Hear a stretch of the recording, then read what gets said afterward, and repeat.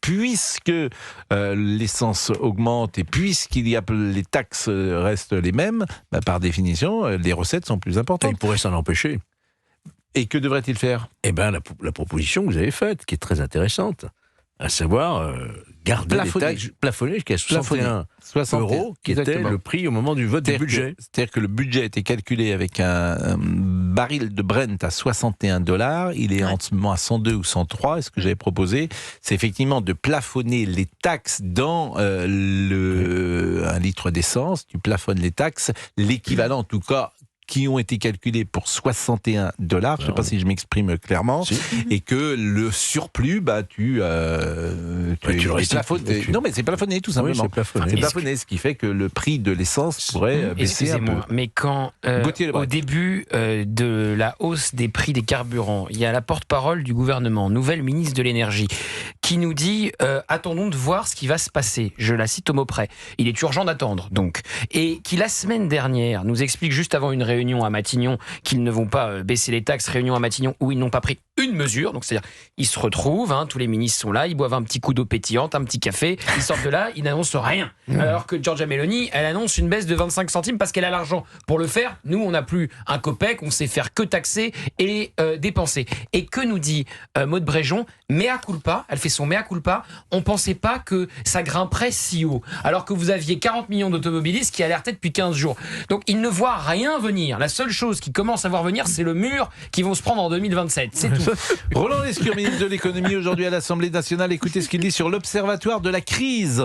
En attendant, nous n'avons rien à cacher et j'en profite pour annoncer que le ministre des Comptes publics, David Amiel, va mettre en place dans les prochains jours un observatoire de la crise et de leur impact sur les finances publiques et que dès le 21 avril prochain, monsieur Tan... Merci, monsieur le ministre. C'est terminé pour vous, monsieur le ministre. Merci beaucoup.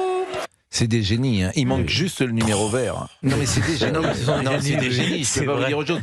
C'est-à-dire qu'il y ait autour d'une table... Non mais qu'ils osent quoi. Voilà, non mais surtout en termes de communication pure, autour d'une table, que personne ne lui dise mais tu vas te faire houspiller.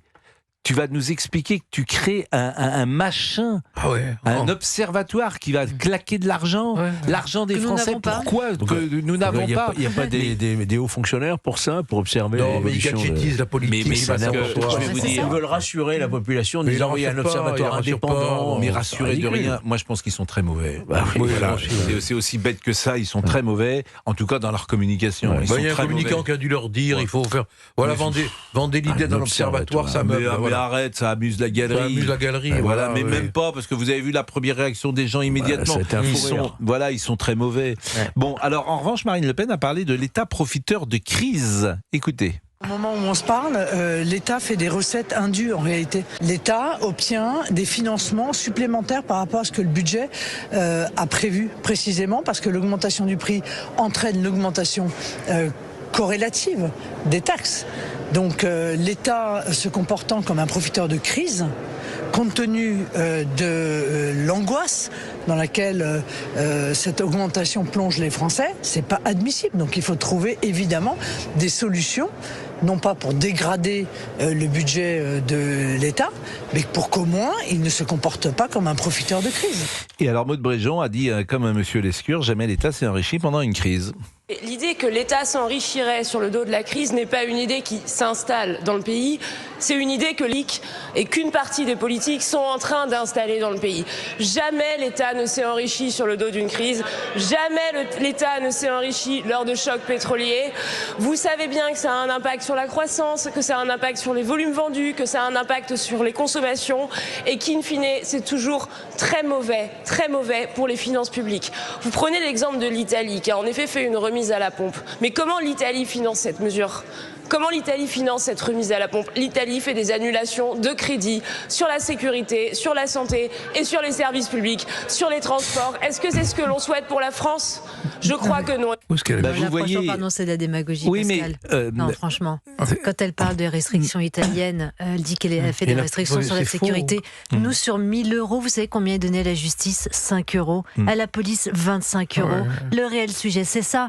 Madame Meloni, qui est son ministre de l'économie, c'est l'ancien conseiller de Mario Draghi. Meloni, elle a baissé drastiquement la dépense publique précisément pour pouvoir augmenter le pouvoir d'achat des Italiens. Si aujourd'hui elle se permet justement ce luxe de plafonner le prix du pétrole, c'est parce qu'elle a, elle, baissé sa dépense publique. Et nous, dans une période d'assèchement budgétaire, au lieu de réfléchir justement à une forme d'austérité ou une rigueur budgétaire, elle nous parle de Madame Meloni, elle fait de la démagogie. Vous savez combien ça coûte à l'Europe, ce qui s'est passé depuis le début du conflit au Moyen-Orient ? 6 milliards d'euros. 6 milliards d'euros, je vous assure, c'est Madame von der Leyen qui l'a dit. Ouais. L'importation des énergies fossiles. On est dans une crise pas possible. La Croatie a plafonné, la Pologne a plafonné, le Portugal a plafonné, l'Italie a plafonné, mais la France, elle continue de créer des observatoires de la crise avec 3500 milliards d'euros de crise. Pardon, mais c'est... Mais ça va permettre de caser des copains, là aussi. Oui, c'est ça, en fait. Sabrina Medjaber. Mais vous voyez ce qui m'intéresserait demain, et j'espère peut-être que sur l'antenne d'Europe 1, demain matin, on pourra comment ça s'appelle ? Le fact-checking. C'est bien ça, l'expression. Oui. Question simple. Est-ce que l'État profite réellement de la hausse du carburant ? Oui, mais... mécaniquement. Mécaniquement, oui, pour les taxes. Mais est-ce que cette hausse de l'énergie n'a pas des répercussions hautes qui font que l'État, quand même, dans cette crise-là, souffre ? Et moi, je voudrais un économiste, parce que, évidemment, je n'ai pas toutes les informations ou tous les éléments pour donner une réponse claire. Et ça m'intéresserait qu'un économiste m'explique qu'effectivement l'État peut gagner un peu plus avec ses recettes sur les taxes, mais que la crise est si profonde dans ces cas-là qu'il y a d'autres secteurs qui peuvent souffrir. Je ne sais pas ce qu'en pense notre ami Georges Fenech. Je ne suis pas un économiste suffisamment averti pour répondre à votre question. Moi, ce qui me paraît évident, et ça tout le monde peut le comprendre, c'est que l'État va percevoir plus de taxes et que c'est nous qui allons les payer. Non, vous savez quand est-ce que est tombée la dernière taxe ? Oui. Janvier dernier. Voilà. Janvier dernier, la dernière. Mais le 1er janvier. Oui. La taxe de 13 centimes, elle est incroyable cette taxe, personne ne l'a vu pas venir. Sébastien Lecornu. Donc c'est-à-dire qu'on a augmenté les taxes en gros de 20 milliards en une dizaine d'années. Mais c'est une taxe depuis Nicolas Sarkozy. Et la dernière fois c'était Sébastien Lecornu. Mais 1er janvier. Oui. C'est ce que je dis. À un moment où l'essence était très bas, personne ne l'a vu. Oui. C'est une taxe forfaitaire pour la transition écologique. Non mais celle-là, elle est incroyable. C'est pour la transition. 7 euros, je crois. 13 euros. Allez, il est 17h43. Il va nous rester quelques minutes pour évoquer d'autres informations. J'ai vu que Téléfoot s'arrêtait, par exemple. C'est officiel. Donc Téléfoot, c'est vrai que... On l'avait traité ici, non ? Oui, mais c'est officiel. C'est officiel. Et Téléfoot, moi j'ai commencé... Combien d'années Téléfoot ? Je suis entré en 88 et j'ai arrêté Téléfoot en 2003. En décembre 2003, j'avais été viré de Téléfoot et après je suis resté à TF1 jusqu'en 2008. J'avais été écarté. Et vous avez fait quoi de 2003-2008 ? Eh bien, je faisais le sport dans les 13h et les 20h, dans ce qu'on appelle l'actualité sportive. Donc j'allais quand même sur le terrain pour les 20h et les 13h et c'était assez relax. Disons-le, on n'était pas débordés. On n'était pas débordés. Reporter ? Je faisais les duplex. Ils voulaient même pas que je fasse le reportage parce qu'il y avait un jeune qui faisait les reportages. Donc mon job, moi, c'était à 20h20. Vous aviez un des présentateurs qui disait: Pascal, vous êtes devant le château d'Arzennes en Allemagne pour France-Allemagne. Oui, effectivement, l'équipe de France est derrière moi. Elle va dîner ce soir avec et ça durait 40 secondes et ma journée, c'était ça. C'est pour ça qu'avant il avait dans les supermarchés, les cimetières. Vous avez gagné en temps d'antenne en l'espace de 20. Tu faisais sur TF1, tu faisais 40 secondes le soir. Et c'est surexposé dans le journal. Et vraie question, est-ce que les 40 secondes étaient lues et relues ou est-ce qu'il découvrait à l'antenne ce que vous alliez dire ?